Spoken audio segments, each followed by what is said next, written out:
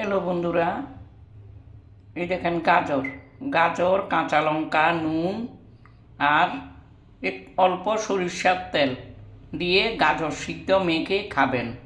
প্রত্যেক দিন সকালবেলা ভাত দিয়ে গাজর সিদ্ধ খাবেন, দেখবেন স্কিন কত ভালো থাকে। আর মিষ্টি আলুটা তো শরীরের জন্য খুব ভালো, পেটের পক্ষেও ভালো। মিষ্টি আলু এগুলি সিদ্ধ করেছি, আপনাদেরকে বলছি আপনারা সব সময় গাজর সিদ্ধ খাবেন। গাজর সিদ্ধ খেলে সমস্ত রোগের উপশম হয়, তারপরে শরীরটা ঠান্ডা থাকে, কোনো ডিস্টার্ব করে না, পেটেও কোনো ডিস্টার্ব হয় না।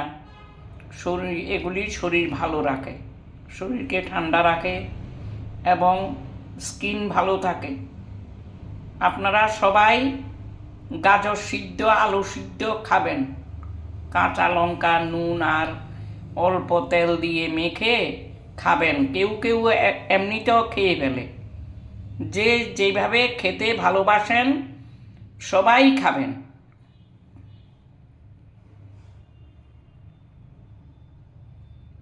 আমি তো রোজ গাজর সিদ্ধ খাই, আলু সিদ্ধ, গাজর সিদ্ধ আমার খুব ভালো লাগে। সিদ্ধ দিয়ে সকালবেলা ভাত খেয়ে ফেলি, আপনারাও খাবেন। ধন্যবাদ।